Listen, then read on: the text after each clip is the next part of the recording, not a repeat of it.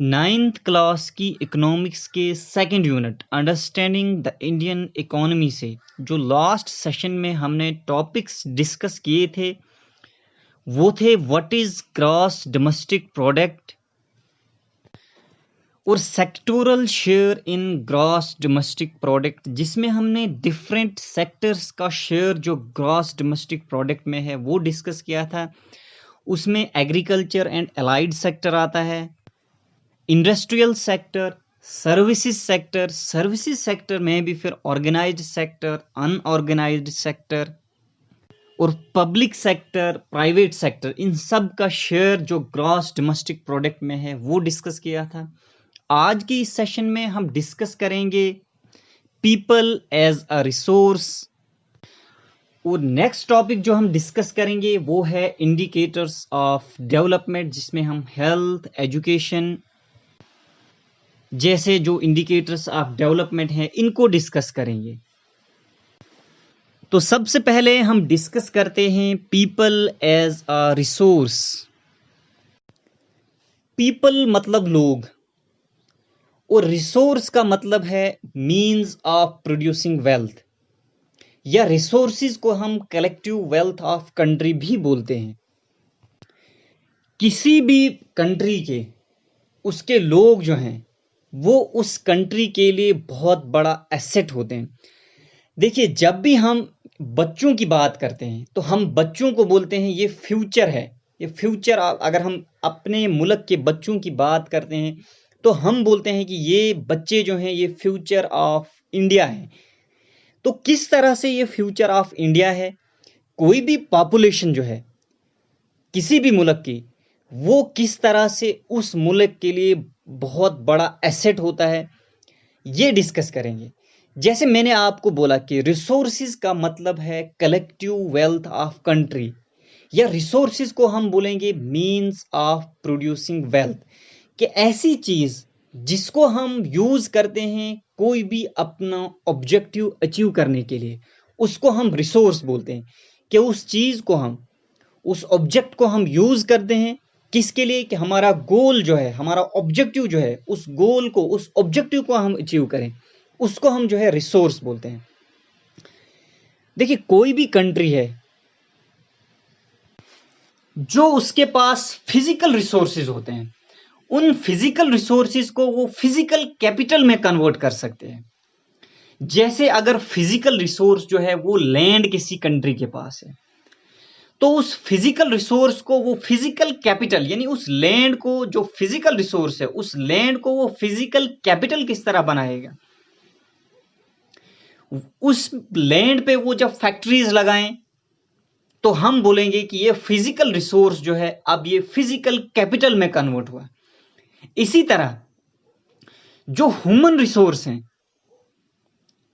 यानी कि किसी भी कंट्री की जो पॉपुलेशन है, इस ह्यूमन रिसोर्स को ह्यूमन कैपिटल में कन्वर्ट किया जा सकता है।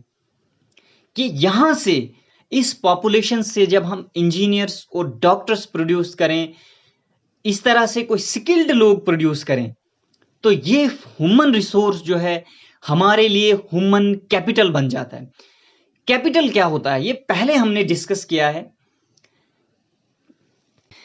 कि ऐसी चीज जिसको हम दूसरी गुड्स प्रोड्यूस करने के लिए इस्तेमाल करें, या हमने कुछ ऐसी चीज प्रोड्यूस की जिससे हम फर्दर दूसरी गुड्स जो है वो प्रोड्यूस करें, उसको जो है हम कैपिटल बोलते हैं। तो ह्यूमन रिसोर्स को हम ह्यूमन कैपिटल में कन्वर्ट कर सकते हैं कि जब इस ह्यूमन रिसोर्स से, इस पॉपुलेशन से हम स्किल्ड लोग जैसे इंजीनियर्स और डॉक्टर्स, इस तरह के लोग जब जो है यहां पे प्रोड्यूस करें हम। अगर हम ऑल ओवर द वर्ल्ड की बात करें तो डिफरेंट सोसाइटीज जो है यहाँ पे, उनको ह्यूमन कैपिटल की जरूरत होती है। जैसे उनको इंजीनियर्स की जरूरत होती है, उनको डॉक्टर्स की जरूरत होती है और दूसरे प्रोफेशनल्स की जरूरत होती है। अब जैसे हमारे पास जो फिजिकल कैपिटल है, उस फिजिकल कैपिटल को हम ज्यादा से ज्यादा प्रोडक्टिव कब बना सकते हैं? जब हम लेटेस्ट टेक्नोलॉजी का यूज करें। तो जितनी बेटर टेक्नोलॉजी का यूज करेंगे हम, जितनी इंप्रूव टेक्नोलॉजी का यूज करेंगे, लेटेस्ट टेक्नोलॉजी का यूज करेंगे, तो वो कैपिटल जो है वो हमारे लिए मोर प्रोडक्टिव जो है, उससे हम ज्यादा जो है प्रोडक्शन हासिल कर सकते हैं, यानी उससे हम जो है ज्यादा परफॉर्म करवा सकते हैं, उसकी परफॉर्मेंस को हम इंक्रीज कर सकते हैं। इसी तरह से जो पीपल हैं, यानी जो लोग हैं, जो ह्यूमंस हैं, उनकी एफिशिएंसी और उनकी इफेक्टिवनेस को हम इन्हांस कर सकते हैं जब हम उनको स्किल्स उनके जब हम इन्हांस करें। तो स्किल्स को इन्हांस करने के लिए हमको क्या करना है? हमको इन्वेस्ट करना है। अब ये इन्वेस्टमेंट क्या होता है? देखिए, इन्वेस्टमेंट का मतलब है ऐसा काम, ऐसा एक्ट जिसमें हम मनी को पुट करते हैं। कोई भी काम शुरू करने के लिए, किसी भी वर्क को स्टार्ट करने के लिए जब हम उसमें मनी पुट करते हैं, उसमें जब हम पैसा लगाते हैं, तो उसको हम इन्वेस्टमेंट बोलते हैं। ये पैसा जो है हम क्यों उसमें लगाते हैं, ये पैसा हम क्यों पुट करते हैं उसमें? हमारा गोल क्या होता है, हमारा ऑब्जेक्टिव क्या होता है? इसमें हमारा गोल, हमारा ऑब्जेक्टिव ये होता है कि हम इससे जो है ज्यादा पैसा कमा सकें, कि उसमें हमारा मकसद ये होता है कि नियर फ्यूचर में जो है हमको इससे जो है रिटर्न्स मिलेंगे। तो ह्यूमन कैपिटल में हम किस तरह से इन्वेस्ट करेंगे? ह्यूमन कैपिटल में हम इन्वेस्ट करते हैं through education, training and medical care.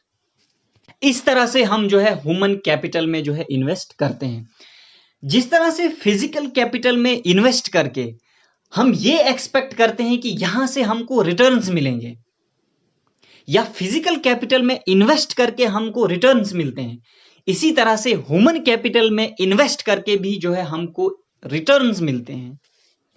कि आपने देखा होगा कि किस तरह से जो स्किल्ड लोग हैं, जो एजुकेटेड लोग हैं, जो ट्रेंड लोग हैं और जो हेल्दियर लोग हैं, उनकी इनकम जो है, उनकी प्रोडक्टिविटी जो है वो ज्यादा होती है। उनकी ये इनकम, उनकी प्रोडक्टिविटी ज्यादा क्यों होती है? इसका रीजन क्या है? इसका रीजन ये है कि उसमें हमने जो है होता है इन्वेस्ट किया होता है, कि इन्वेस्टमेंट हमारी थ्रू एजुकेशन, ट्रेनिंग और मेडिकल केयर से होती है। अब पीपल एज अ रिसोर्स क्या है? किसी भी कंट्री की जो वर्किंग पीपल हैं, जो काम करने वाले लोग जो हैं, वो जो है उस कंट्री का जो है रिसोर्स है। यानी पीपल एज अ रिसोर्स, ये किसको रेफर करता है? किसी भी कंट्री के वर्किंग पीपल को रेफर करता है। अब अगर हम किसी भी कंट्री के पॉपुलेशन, उसका जो प्रोडक्टिव एस्पेक्ट अगर हम देखेंगे, तो उनमें ये एबिलिटी होती है कि वो जो ग्रॉस नेशनल प्रोडक्ट है, कंट्री का जो ग्रॉस नेशनल प्रोडक्ट है, उसमें जो है वो कंट्रीब्यूट करते हैं। जिस तरह से दूसरे रिसोर्सेज जो हैं वो कंट्रीब्यूट करते हैं, इसी तरह से पॉपुलेशन एक रिसोर्स है, और ये जो है ग्रॉस नेशनल प्रोडक्ट जो कंट्री का है, उसमें जो है वो कंट्रीब्यूट करता है। ये किसी भी कंट्री की पॉपुलेशन का एक पॉजिटिव साइड है, और इस पॉजिटिव साइड को हमेशा हम अनदेखा करते हैं, कि जब भी हम इसके जो डिफरेंट साइड्स जब हम देखते हैं, तो हम ज्यादातर जो है इसकी नेगेटिव साइड्स को ही कंसीडर करते हैं, जिसमें हम जो लार्ज पॉपुलेशन किसी भी कंट्री की है, उससे जो प्रॉब्लम्स खड़ी होती हैं, जैसे इस पॉपुलेशन को फूड प्रोवाइड करना है, इसको एजुकेशन, इसको हेल्थ केयर देनी है, हेल्थ फैसिलिटीज देनी है, इसमें जो हमको प्रॉब्लम्स होती हैं, हम हमेशा इन्हीं को देखते हैं, और जो इसकी पॉजिटिव साइड्स है उसको हम अनदेखा करते हैं। तो जब भी हम ह्यूमन पॉपुलेशन को, ह्यूमन रिसोर्स को डेवलप करते हैं, उनको हम एजुकेशन देते हैं, उनको हम हेल्थ केयर फैसिलिटीज देते हैं, तो इसको हम क्या बोलते हैं? Human capital formation. ये ह्यूमन कैपिटल फॉर्मेशन जो है, ये किसी भी कंट्री की प्रोडक्टिव पावर जो है उसको बढ़ाता है। जिस तरह फिजिकल कैपिटल फॉर्मेशन जो है, प्रोडक्टिव पावर कंट्री की बढ़ाता है, इसी तरह ह्यूमन कैपिटल फॉर्मेशन भी प्रोडक्टिव पावर ऑफ कंट्री उसको बढ़ाता है। अब जो भी एक्टिविटीज यहाँ पे जो प्रोडक्टिव पॉपुलेशन ने यहाँ पे एक्टिविटीज यहाँ पे हुई, इनकी ओर से जो एक्टिविटीज हुई, ये नेशनल इनकम की वैल्यू को जो है वो ऐड करते हैं। अब ये जो एक्टिविटीज वहां पे किसी भी कंट्री की जो प्रोडक्टिव पॉपुलेशन ने यहाँ पे कैरी आउट की, उन एक्टिविटीज को हम इकोनॉमिक एक्टिविटीज कहते हैं। तो इकोनॉमिक एक्टिविटीज के दो डिफरेंट पार्ट्स हैं। एक पार्ट इसका है मार्केट एक्टिविटीज और दूसरा पार्ट इसका है नॉन मार्केट एक्टिविटीज।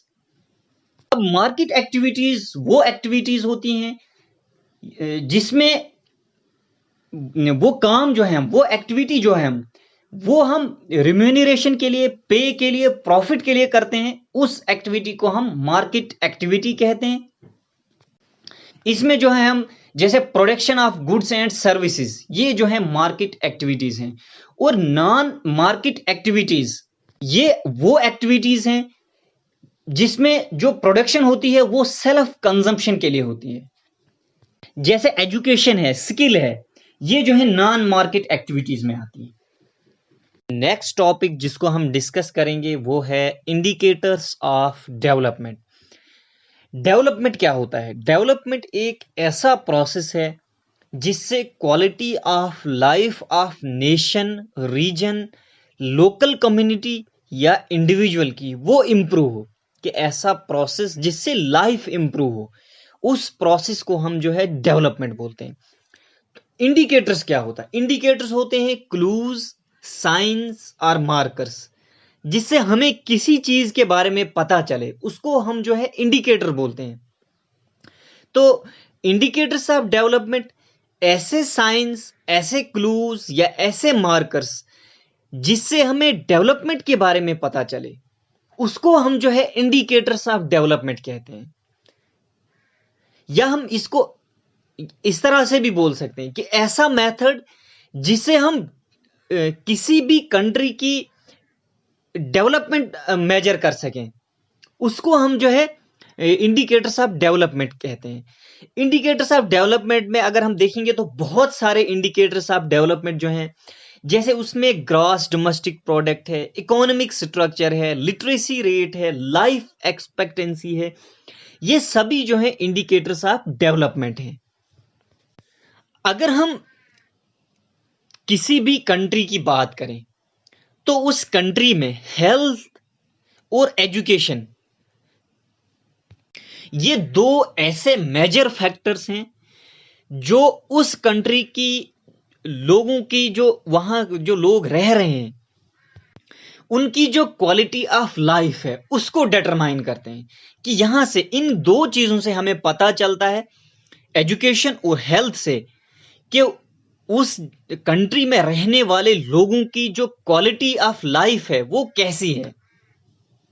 जो क्वालिटी ऑफ पॉपुलेशन है वो डिपेंड करती है लिटरेसी रेट पे, हेल्थ ऑफ पर्सन, जो लाइफ एक्सपेक्टेंसी से हमें पता चलता है, और स्किल फॉर्मेशन की जो स्किल्स एक्वायर्ड किए हैं उस कंट्री के लोगों ने, इससे हमें जो है वो क्वालिटी ऑफ पॉपुलेशन का पता चलता है।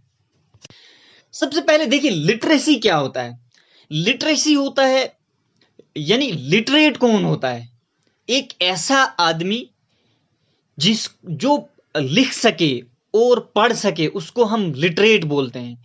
और लिटरेसी को अगर हम डिफाइन करेंगे तो लिटरेसी का मतलब है ability to read and write, इसको हम जो है लिटरेसी बोलते हैं। अब बात आती है लिटरेसी रेट पे। देखिए 1991 में जो सेंसस हुआ है उसके हिसाब से अगर हम वर्किंग डेफिनेशन देखेंगे लिटरेसी रेट की, तो उससे हमें ये डेफिनेशन मिलती है कि total percentage of population of an area at a particular time aged 7 years or above who can read and write with an understanding। ये जो है लिटरेसी रेट यानी इफेक्टिव लिटरेसी रेट की डेफिनेशन है। तो इफेक्टिव लिटरेसी रेट को अगर हमने कैलकुलेट करना होगा, इसको हम कैलकुलेट करेंगे number of literate person aged 7 और अबोव अपॉन पॉपुलेशन एज्ड 7 और अबोव मल्टीप्लाई बाई 100। ये हमारे पास जो है इफेक्टिव लिटरेसी रेट कैलकुलेट करने का फॉर्मूला है। दूसरा जो हम लिटरेसी रेट जो कैलकुलेट करते हैं उसको हम क्रूड लिटरेसी रेट बोलते हैं। तो क्रूड लिटरेसी रेट को हम कैलकुलेट करते हैं number of literate persons upon total population multiply by 100। ये हमारे पास जो है क्रूड लिटरेसी रेट कैलकुलेट करने का फॉर्मूला है। और लाइफ एक्सपेक्टेंसी क्या होता है? लाइफ एक्सपेक्टेंसी का मतलब है number of years a person is expected to live. इसको जो है हम लाइफ एक्सपेक्टेंसी बोलते हैं। क्वालिटी ऑफ पॉपुलेशन जो है यही डिसाइड करता है growth rate of the country का। किसी भी कंट्री का ग्रोथ रेट वो कौन चीजें डिसाइड करती हैं? वो क्वालिटी ऑफ पॉपुलेशन कि वहां के रहने वाले लोग अपनी जिंदगी जो है उनकी जिंदगी जो वो वहां पे गुजार रहे हैं उसकी क्वालिटी क्या है, उससे हमें जो है ग्रोथ रेट ऑफ कंट्री का पता चलता है। यानी ये चीजें जो हैं ग्रोथ रेट ऑफ कंट्री को डिसाइड करती हैं। जैसे इलिटरेट यानी वो लोग जो पढ़ना लिखना नहीं जानते हैं, और अनहेल्दी पॉपुलेशन जो है ये किसी भी इकोनॉमी पे जो होती है लाइबिलिटी होती है यानी बोझ होती हैं। इससे जो है इकोनॉमी को जो है नुकसान होता है। इसी तरह से लिटरेट यानी पढ़े लिखे लोग और हेल्दी लोग जो हैं ये किसी भी इकोनॉमी के लिए जो हैं एसेट्स होते हैं, ये बहुत बड़ा असासा होते हैं उस इकोनॉमी के लिए।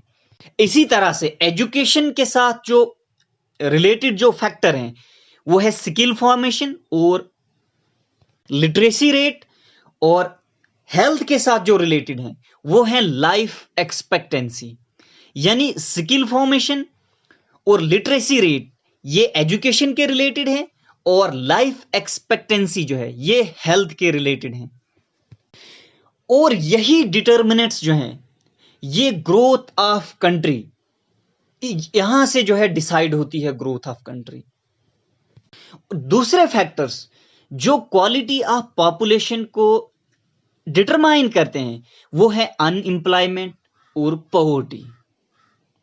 ये दोनों फैक्टर्स जो हैं जैसे अनएम्प्लॉयमेंट या पॉवर्टी, ये दोनों फैक्टर्स जो हैं ये किसी भी कंट्री की डेवलपमेंट के लिए बहुत बड़ी थ्रेट होते हैं। अब अगर हम अपनी कंट्री की बात करें, इंडिया की बात करें, तो यहां पे हमें जो ये दो फैसिलिटीज हैं यानी एजुकेशन और हेल्थ, इनकी देख रेख कौन करता है? या हम ये कह सकते हैं कि इन दो फैसिलिटीज को कौन प्रोवाइड करता है? क्या गवर्नमेंट प्रोवाइड करती है या प्राइवेट सेक्टर प्रोवाइड करता है? देखिए ये दोनों फैसिलिटीज चाहे एजुकेशन हो या हेल्थ हो, जब ये प्रोवाइड की जाती हैं तो इनसे जो है एक तो प्राइवेट बेनिफिट होता है यानी इंडिविजुअल को जो बेनिफिट होता है, इंडिविजुअल को जो फायदा होता है। दूसरा इससे सोशल बेनिफिट होता है। सोशल बेनिफिट होता है total benefit to society. Private benefit means individual benefit जो इंडिविजुअल को फायदा हो, और सोशल बेनिफिट जो पूरी सोसाइटी को जो इससे फायदा होता है उसको हम सोशल बेनिफिट बोलते हैं। तो एजुकेशन और हेल्थ केयर ये ऐसे दो सेक्टर हैं जिससे दोनों बेनिफिट्स होते हैं, प्राइवेट बेनिफिट भी होता है और सोशल बेनिफिट भी होता है। तो यही वजह है कि ये दो फैसिलिटीज हमें दोनों इंस्टीट्यूशन से मिलती हैं, चाहे वो प्राइवेट इंस्टीट्यूशन हो या पब्लिक इंस्टीट्यूशन हो। प्राइवेट इंस्टीट्यूशंस भी हमें जो एजुकेशन और हेल्थ केयर देते हैं, और पब्लिक इंस्टीट्यूशंस से भी हमें एजुकेशन और हेल्थ फैसिलिटीज जो हैं वो मिलती हैं। एजुकेशन और हेल्थ जो है इसका जो होता है लॉन्ग टर्म इंपैक्ट होता है। लॉन्ग टर्म इंपैक्ट वो होता है जो असर काफी देर तक रहता है, और शॉर्ट टर्म जो थोड़े टाइम तक रहता है। तो इन दोनों का एजुकेशन और हेल्थ इनका जो इंपैक्ट होता है वो लॉन्ग टर्म होता है। तो इसलिए इसमें गवर्नमेंट की इंटरवेंशन जो है वो जरूरी हो जाती है कि गवर्नमेंट को इन दोनों चीजों में जो है इंटरवीन करना पड़ता है। अगर हम डेवलपिंग कंट्रीज की बात करें, जैसे इंडिया जो है, डेवलपिंग कंट्रीज में बहुत सारे लोग जो हैं वो उनकी जिंदगी जो है वो बिलो पॉवर्टी लाइन होती है कि पॉवर्टी लाइन से नीचे जो है अपनी जिंदगी गुजार रहे होते हैं। तो बहुत सारे लोग जो हैं जो ये पॉवर्टी लाइन से नीचे अपनी जिंदगी गुजार रहे हैं, ये एजुकेशन और हेल्थ केयर इसका खर्चा जो है वो बर्दाश्त नहीं कर सकते हैं कि लोगों के पास इतने पैसे नहीं हैं कि वो एजुकेशन और जो हेल्थ उसका खर्चा जो है वो बर्दाश्त कर सकें। देखिए यहां पे डेवलपिंग कंट्रीज कौन सी कंट्रीज होती हैं? वो कंट्रीज जो लेस इंडस्ट्रियलाइज्ड हों और जिनमें पर कैपिटा इनकम जो है वो लो है, उन कंट्रीज को हम डेवलपिंग कंट्रीज बोलते हैं। और डेवलप्ड कंट्रीज वो कंट्रीज होती हैं जो हाईली इंडस्ट्रियलाइज्ड कंट्रीज होती हैं और वहां पे पर कैपिटा इनकम वो जो होती है हाई होती है। तो डेवलपिंग कंट्रीज में लोग जो हैं वो एजुकेशन और हेल्थ केयर इनका खर्चा जो है खुद से बर्दाश्त नहीं कर सकते हैं। तो इसलिए यह जरूरी हो जाता है कि गवर्नमेंट जो है एजुकेशन और हेल्थ सर्विसेज लोगों को जो है वो फ्री ऑफ कॉस्ट जो है वो प्रोवाइड करें। इसमें भी खास करके जो डिजर्विंग सिटीजन्स हों, यानी वो लोग, खास करके वो लोग जो सोशली ओप्रेस्ड क्लासेस हों, इनको जो है फ्री ऑफ कॉस्ट एजुकेशन और हेल्थ सर्विसेज जो है वो मिलें। नेक्स्ट हम डिस्कस करते हैं health and education. Indian economy में इन दो सेक्टर्स इनकी क्या कंडीशन है? देखिए हेल्थ किसको बोलते हैं? हेल्थ होता है पर्सन्स मेंटल और फिजिकल कंडीशन, या हम हेल्थ बोलते हैं state of being free from illness, उसको जो है हम हेल्थ कहते हैं। कोई भी कंट्री हो उसकी हमेशा ये प्रायोरिटी रहती है कि उसकी पॉपुलेशन का हेल्थ स्टेटस जो है वो इंप्रूव हो, वो बेहतर हो। तो इंडिया की भी हमेशा यही पॉलिसी रही है कि यहां जो है हेल्थ केयर जो है वो इंप्रूव हो और स्पेशली फोकस किया जाता है जो अंडर प्रिविलेज्ड सेगमेंट है पॉपुलेशन का, उसको जो है फोकस किया जाता है। पिछले अगर हम कुछ सालों की बात करें तो इंडिया ने जो है हेल्थ सेक्टर को बेहतर बनाने के लिए इसमें बहुत ज्यादा काम किया है और जो मेजर्स यहां पे उठाए गए हैं उन मेजर्स की वजह से यहां पे लाइफ एक्सपेक्टेंसी वो इंक्रीज हुई है, वो 69.89% पर ईयर है और इन्फेंट मोर्टेलिटी रेट जो है वो 13.15 डेथ्स पर 1000 लाइव बर्थ्स है। ये हमारे पास 2009 के एस्टिमेट्स हैं। देखिए इन्फेंट मोर्टेलिटी रेट क्या होता है? नंबर ऑफ डेथ्स पर 1000 live birth of children under 1 year age, इसको हम जो है इन्फेंट मोर्टेलिटी रेट कहते हैं। इसी तरह क्रूड बर्थ रेट जो है वो ड्रॉप हुआ है, वो 26.1 है एंड डेथ रेट जो है वो 8.7 with in the same duration of year. देखिए क्रूड बर्थ रेट क्या होता है? Is the number of live birth पर 1000 पीपल, इसको हम क्रूड बर्थ रेट कहते हैं। इसी तरह क्रूड डेथ रेट जो है वो total number of death to residents in specified geographic area during a given year, इसको हम जो है क्रूड डेथ रेट कहते हैं। लाइफ एक्सपेक्टेंसी इंक्रीज होना और चाइल्ड केयर, इन दो जगहों में अगर इंप्रूवमेंट हो, इन दो सेक्टर्स में अगर इंप्रूवमेंट हो तो हम जो फ्यूचर प्रोग्रेस ऑफ कंट्री है उसको एसेस कर सकते हैं, उसका अंदाजा लगा सकते हैं। देखिए अगर लाइफ एक्सपेक्टेंसी जो है इंक्रीज हो, उससे हमें वो किस चीज का इंडिकेटर है? वो गुड क्वालिटी ऑफ लाइफ, वो इंडिकेट करता है कि जो क्वालिटी ऑफ लाइफ है वो अच्छी है। इसी तरह अगर इन्फेंट मोर्टेलिटी रेट वो रिड्यूस हो रहा है तो ये क्या इंडिकेट करता है? ये इंडिकेट करता है कि बच्चों को जो है उनको प्रोटेक्ट किया जा रहा है इन्फेक्शन से, उनको अच्छी न्यूट्रिशन दी जा रही है और चाइल्ड केयर और मदर केयर वो इंप्रूव हो रही है, उनमें बेहतरी हो रही है।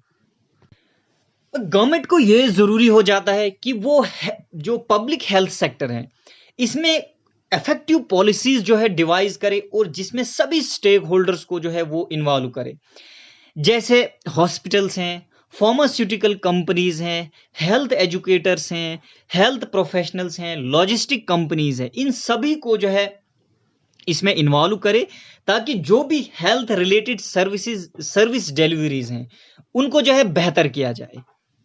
और at the same time government को ये चाहे कि वो रेजिडेंट्स को जो है फूड और लाइवलीहुड सिक्योरिटी दे, उनको जो है अच्छा ड्रिंकिंग वाटर मिले और विमेन लिटरेसी जो है वो बेहतर हो, न्यूट्रिशन और सैनिटेशन ये बेहतर हो।